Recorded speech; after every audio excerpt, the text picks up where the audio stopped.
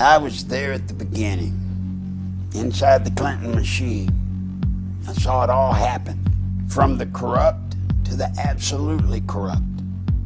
And that's when I thought about my father, who was dying of lung cancer, and what he would do if he knew the man I'd become. And then I thought about my daughter. What if the cocaine they were bringing in was to end up getting used by her? I hit my knees that day and asked God to forgive me. I wasn't a good person. I worked in special operations, Central America, South America. I did a lot of bad things. But I hit the bottom that day and said I was going to make up for it. And now, I just want to see these criminals brought to justice and get their just due. Not made president, but put where they belong, in jail.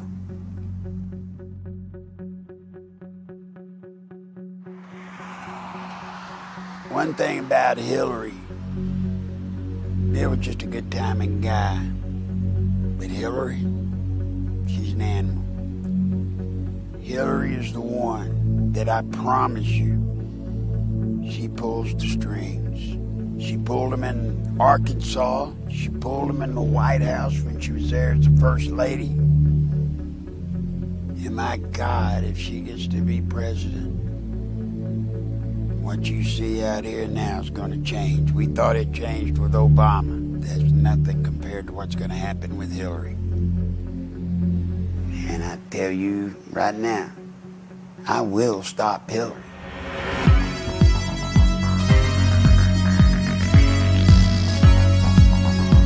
We've gone further than anybody we know of, and that's all we're going to say.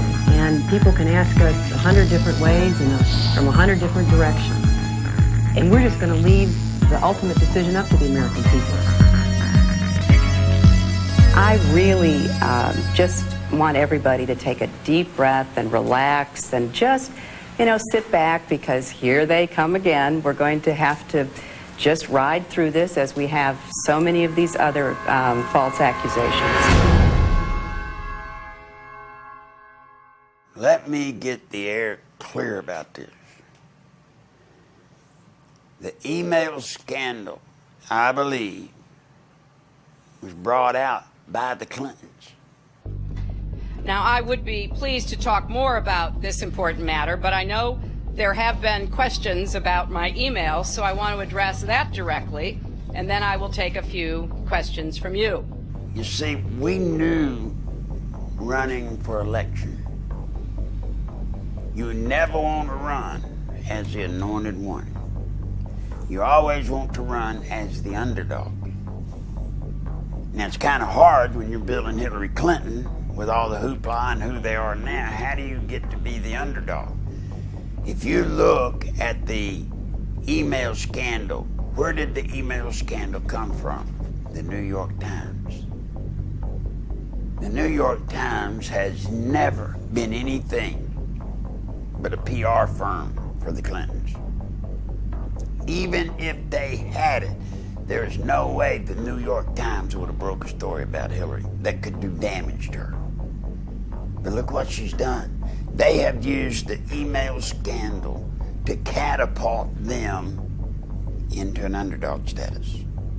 Now, as we get closer to the election, when you get through the primary and you get into the general election, I can tell you, New York Times, read my lips. Go ahead and write the article. It's probably already written. Right when they get into the general election, you know what they're going to say? They're going to say, oh, we've checked all this out, and it turns out there was nothing to it. That's what's going to happen. It's all used to stage Hillary. Now, if you don't believe me, remember when Hillary ran against Barack Hussein Obama. She should have used our system then, but she didn't. She came in as she was the anointed one, and he whooped her. She's not making that mistake this time. And by the way, if you notice, Hillary's also done the other thing you have to do at the formative stage of a campaign. She's gone around, she's sucked up all of the money that's out there. So anybody tries to run against her, I hear people ask me, what do you think about Biden? I don't think about anybody. What are they going to run against her with? They have already laid claim to the money. Once the American public begins to see the emails, they will have an unprecedented insight into a high government official's daily communications, which I think will be quite interesting. You may have seen that I recently launched a Snapchat account. Those messages disappear all by themselves. You see, when Hillary gets in office within 6 months, according to the plan we wrote back in 1986, literally there's a plan called the 86 plan, and it's where we finalized and put everything down. Within 6 months, she will make Bill ambassador to the UN. When Bill gets to be ambassador to the UN, it won't be 6 months then because of the Clinton Foundation, what they've used the Clinton Foundation for. It won't be 6 months until he's made Secretary General of the UN. Now, can you imagine the power Bill and Hillary have? I mean, they will have achieved more power than any couple in the history of the world when they pull that stunt. On January 20th, 1993, William Jefferson Clinton became the 42nd President of the United States. At the time, most Americans were not aware of the extent of Clinton's criminal background, nor were they aware of the media blackout, which kept this information from the public. As State Attorney General and later Governor, Bill Clinton in 12 years achieved absolute control over the political, legal, and financial systems of Arkansas. As president, he would attempt to do the same with the nation by bringing members of his inner circle with him to Washington. The hijacking of America was underway, and its impact on future generations would be incalculable.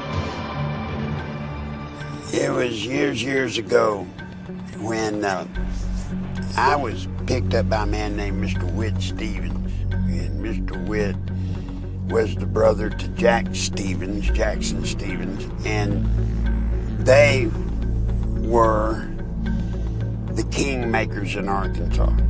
So they called me one day and said, we need to meet with you, and I met with them, and they said, we need you to take a look-see at a guy that we think we can make governor, and we want him to be the youngest governor in the history of the country.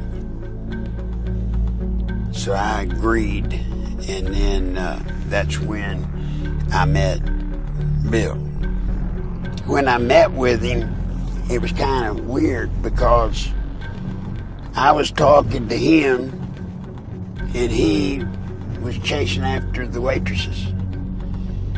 And I would try to get his focus, and all he would do is just chase after the waitress. Just watch, man, I want some of that, man, I want some of that. And it just went on and on and on. And finally to the point where I had actually gotten a little bit perturbed about it and said, man, this, we got to figure this out. Oh, yeah. And he was Attorney General at the time. And so I went back the next day to Mr. Whit and told him what I thought. I said, Mr. Whit, this guy is a sexual predator. He's not just a womanizer. I mean, I'm telling you, this guy's sick. And he's a pathological liar. I mean, and I told Mr. Whit I couldn't even make him tell the truth. And when it came to something he could tell the truth on that would be harmless to him, he still couldn't tell it. Well, Mr. Whit said, you can break him of that. We'll have a talk. So I figured, what the heck. Couple, 3 weeks passed. They met with Bill. Apparently they got everything worked out the way they wanted it. And he was was in the game running for governor. Tonight, I ask all of you who have stood with me. I ask my opponents and those who have fought with them in their hard-fought campaign. I ask those who have believed in me and those who have doubted to join with me in common purpose. Let us put aside our fears for our hopes. Let us trust each other and work to forge a future that will enrich the lives of our people, a future that will strengthen our traditions and our faith, a future that will make us proud that in our time we gave our best. God bless you all, and thank you very much. No, they didn't tell me anything about it. They didn't say anything to me about it. The airport in question, a matter for federal jurisdiction. State really had next to nothing to do with it. We had nothing, zero, to do with it, and everybody who's ever looked into it knows that. Your president of the United States, not only was a part of the system that was laundering millions of cocaine dollars, your president signed off on it. He can't deny that he did. You see, because of that, there's one little catch. Every loan that ADFA made, Bill Clinton himself had to sign off on it. More than Bill Clinton, you better identify the people in the loop of the drug running. You better identify the people in the loop for money laundering. And what you'll find there is those people go straight to Washington. Act 1062, if you look at it, it says that ADFA was developed and created to provide low-interest bond loans for churches, schools, colleges. So now look what happened to our legislature. They voted on a bill creating ADFA, thinking that they were getting money to colleges and schools to buy books and so forth. What better way to run thousands of, tens of millions of dollars, launder it, clean it up, and use the cover of a state agency to do it. When Oliver North, Poindexter, and those guys got KO'd, knocked out of the box because of Iran-Contra, I was asked to come down and help, and I did. I had to cut loose from there. It got bad. There was something happened with a little girl and her mother that I don't want to go over, but it fried my brain, and it was time to quit. My family said that why didn't I get in touch with my buddy Bill Clinton and get a job with the state and get out of that racket. I called Bill, and Bill said, "You bet, we've got a place for you." And he brought me on to this agency called the Arkansas Development Finance Authority. Now, as much as I had had involvement with state government, I had never heard of that agency. And I was surprised to find out that its mission statement was that it would make low-interest bond loans to churches, schools, libraries, which was kind of odd because it also made loans to industry. Well, the problem with that was we already had an Arkansas Industrial Development Commission, and it was duplicating the work. What I found after about a couple of weeks of being there is it was strictly there for friends of Bill. We didn't loan money to churches. We didn't make low-interest bond loans to schools. We made low-interest bond loans to friends of Bill. Jennifer Flowers, in a tabloid interview for which she was paid, says she carried on a long-term affair with Governor Clinton from the late 1970s through the end of 1989. Are you prepared tonight to say that you've never had an extramarital affair? I'm not prepared tonight to say that any married couple should ever discuss that with anyone but themselves. Paw Towers is the place where Jennifer Flowers had an apartment. Anybody in power in Arkansas knew Bill with his girlfriends and all that, but nobody would dare talk about it. I filed a lawsuit, and I brought them out. I named them. One of the women was Jennifer Flowers. Well, as was the day Clintons control the media here. They wouldn't touch anything. I had a big press conference on the steps of the Capitol. All the media in the state was there. I walked all the way down the hall. They got it. They videoed me walking to the hall. Go to Bill's office, throw the lawsuit across his desk. Pretty dramatic, I might say. Nobody covered it. Nobody. Eventually, every allegation stemming from Nichols' 1990 lawsuit and press conference would prove valid regarding Clinton's sexual liaisons, his drug usage, and his criminal activities relating to ADFA and Whitewater. Gradually, the women who had carried on adulterous affairs with Clinton began to emerge. Betsy Wright, Clinton's former chief of staff, admitted she had been hired to conduct media smear campaigns against anyone planning to tell the truth about the governor's sexual habits. She was prepared to go after at least 26 women who had the potential of destroying Clinton's chance at the presidency. During the 1992 presidential campaign, I was getting bludgeoned by the media because Jennifer Flowers had come out of my lawsuit. A man called me on the phone on a Monday. His name was Gary Johnson. He was an attorney. He told me that he felt bad because I was being bludgeoned, and he wanted to talk to me about handling my case. Well, I was craving an attorney, any attorney, to help me. You know, I saw Larry out there doing battle, so to speak, on his own, and I felt like he needed some help. I met him on a Tuesday. He was a special attorney. I didn't even know it. You see, he lived next door to Jennifer Flowers.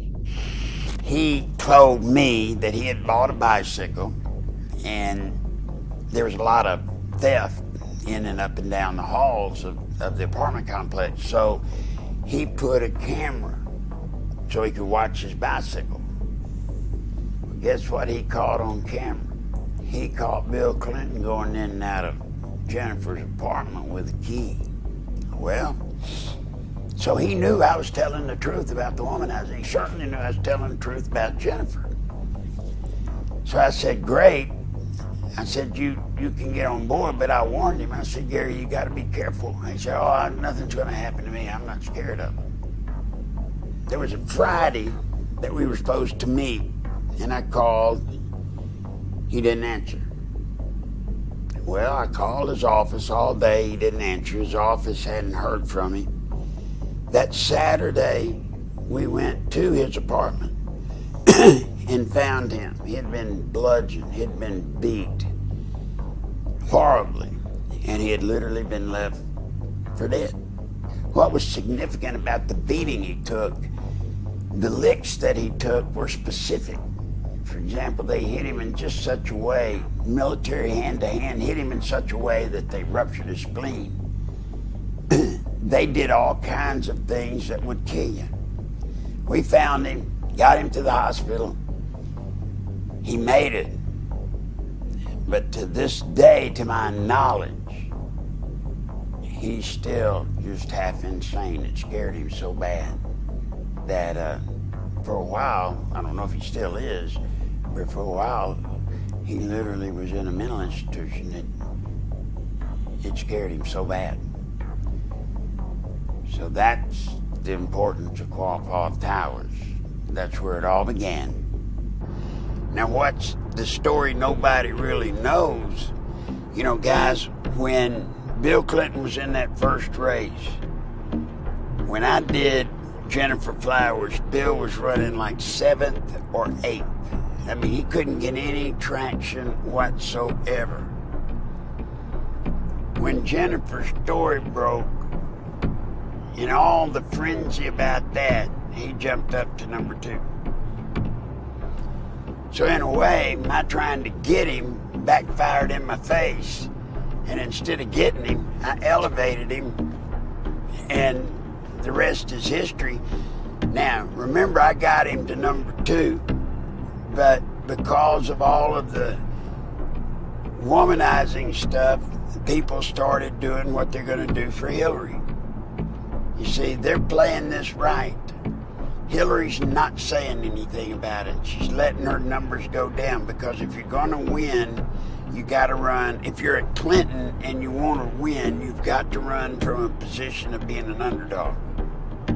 because everybody loves an underdog, right?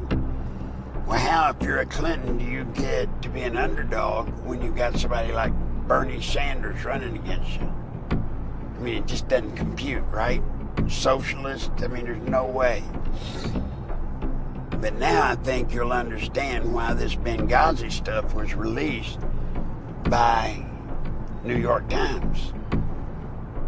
Do you get it?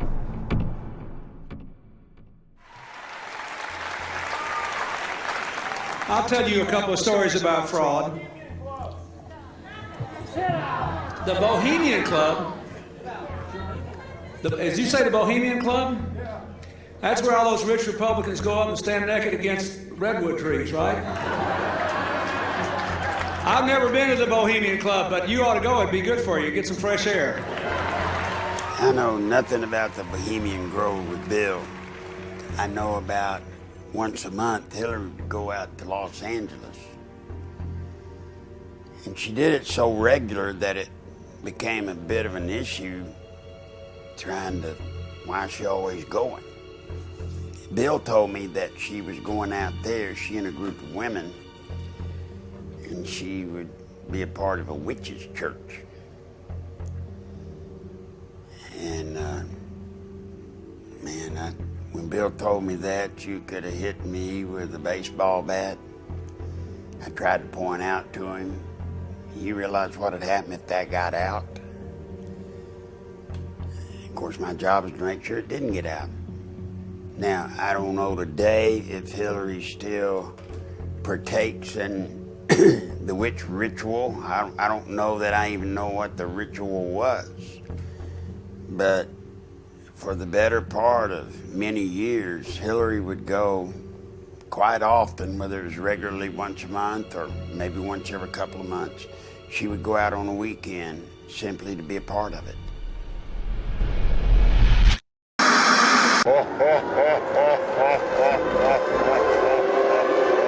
The great story here, for anybody willing to find it and write about it and explain it, is this vast right-wing conspiracy that has been conspiring against my husband since the day he announced for president. You know, it's so sad that when something tragic happens, that people, maybe out of a desperate attempt to make sense of the world, try to create conspiracies and, you know, act paranoid and all that. But some of it is not explainable except for people who just want to cause trouble. You let it rub off you. Yeah, you have to. Rose Law Firm. How do I put it into words? When Bill became governor, I believe the paycheck for the governor was $28,000 a year. Hardly the kind of money that would get you up into the higher earning bracket. Hillary went to the Rose Law Firm. She, Webb Hubbell, Vince Foster, they went there because that gave Hillary, once again, it gave her a vehicle that she could use. By Bill being governor, Rose Law Firm being the lobbyist for all types of major industry, which Hillary would facilitate, they made a fortune. You know, Tom and Bill have a lot in common. They both have wives who support them in these efforts that they are engaged in, both emotionally and financially, I might add. The money went to Hillary, not to Bill. So when you try to check out Bill and say, well, gosh, he made a fortune when he was governor, certainly made more than $20-something thousand. That's how they did it. They did it through Hillary, and the Rose Law Firm got them everything they wanted. The people we are fighting today, we funded 20 years ago. We came, we saw, he died. Genetically modified sounds Frankensteinish. Drought resistance sounds really something you want. We cannot let a minority of people, and that's what it is. It is a minority of people hold a viewpoint that terrorizes the majority of people. We are in an information war, and we are losing that war. It's no secret that we're going up against some pretty powerful forces that will do and spend whatever it takes to advance a very different vision for America. The best way to stop Hillary let me tell you, there's only one way to stop Hillary. You know, it's not going to be Benghazi. It's not going to be the email scandal. I don't think that'll hurt her. The information I've got that has to do with Vince Foster will carry the day in the end. If Hillary is to be stopped at all, that's what's got to do it. That's why they consider me such a threat. Remember, Bill said it, that, you know, some reporter asked him who was the worst enemy of the Clintons. He said Larry Nichols, in so many words and stuff. There's a reason he says that, because I'm holding the actual files. From the outset, the investigation into the death of Vince Foster has been marred by controversy. At Bill Clinton and Attorney General Janet Reno's insistence, responsibility for the investigation was turned over to the Park Police, even though Foster's death fell within the jurisdiction of the FBI. Not until his death had sufficiently developed into a full-fledged scandal 7 months later would the FBI be allowed in. The results of the FBI's investigation, along with the findings of the Park Police and coroner, were incorporated into a report issued by Special Counsel Robert Fisk. The report, released June 30th, 1994, confirmed suicide as the cause of death. However, a careful examination of key pieces of evidence taken directly from the report itself indicate a number of alarming contradictions inconsistent with the report's own conclusion that Foster took his life. The official coroner's report depicts a large gaping 1-inch exit wound located 3 inches below the crown of Foster's head. According to Fisk, the area surrounding the body at the park was meticulously searched to a depth of 18 inches, but no brain tissue or skull fragments were found. An FBI analysis found none of Foster's fingerprints on the gun, despite the fact the gun was found in Foster's hand. However, the FBI did make one extraordinary discovery.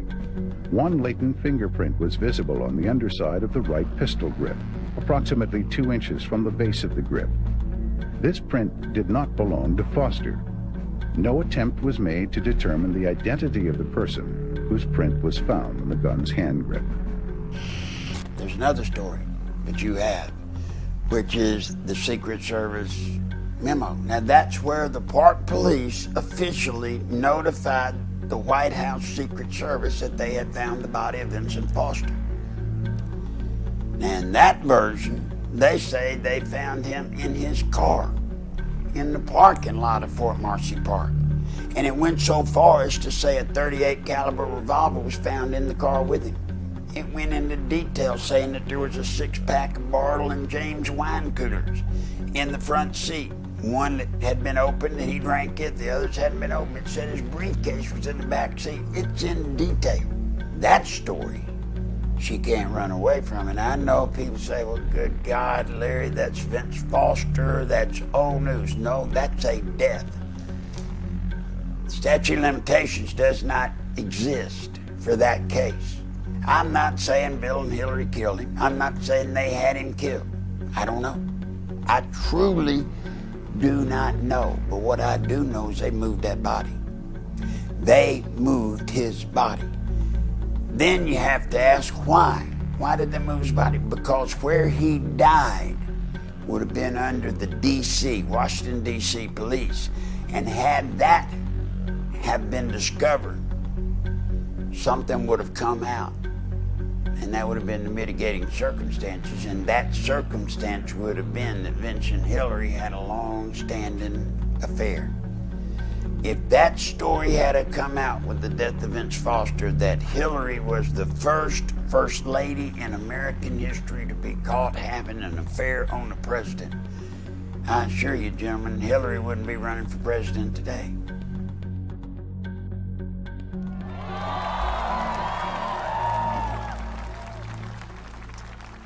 That is why I am running for President of the United States. The people want to know Hillary, the Hillary that I knew back here in Arkansas. When she was in the Benghazi hearings, when she said What difference does it make? They're dead. What difference at this point does it make? That's the Hillary I know. And that's the Hillary that we don't want to unleash on America. You know, I don't care about their little things they do. I don't care about who they sleep with, what they slept with. What I care about is our country and what's going to happen to my grandbabies. So therefore, I'm bound, honor bound, as I know Alex is, to try and stop it. That's what we're going to do, one way or the other. We will stop it. You know, we're incredibly close to losing our country, incredibly, and it's more than just Hillary. It's the Congress becoming traitors, turning us, you know, Washington is just a cesspool of traitors. That's why I have a plan that I plan to introduce, and basically the short version of it, states' rights. Washington has no power at all. It ain't got the power to do any of the stuff it's doing unless we, through our states, exceed that power to them. Where I stand, where you stand, that's the ground you protect, right there. Don't let Washington come get it. Don't let Washington come get it. You take care of it. It's right there in front of you.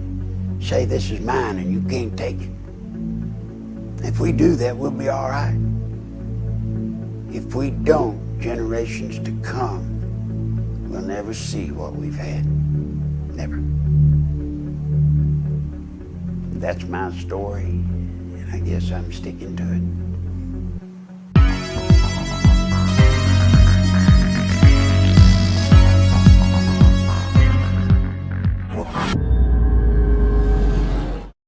The globalists have controlled the mainstream media for a long time, but now they're expanding and making the weaponization even more vicious and deceptive. All the major networks are state-run. We are partnering this year with the NFL. The NFL has become a political weapon against the Second Amendment and pushes Obamacare. MSNBC tells us that our children belong to the state. We have to break through our kind of private idea that kids belong to their parents or kids belong to their families and recognize that kids belong to whole communities. It is more important than ever to realize that we are not the alternative media. We are the true media. The establishment dinosaur press is dying. We are in an information war, and we are losing that war. Join us at InfoWarsNews.com and PrisonPlanet.tv. Members can share their memberships with up to 11 people. By subscribing, you will literally be buying war bonds in the info war to expand our operation in the face of the tyrants. Join us at PrisonPlanet.tv.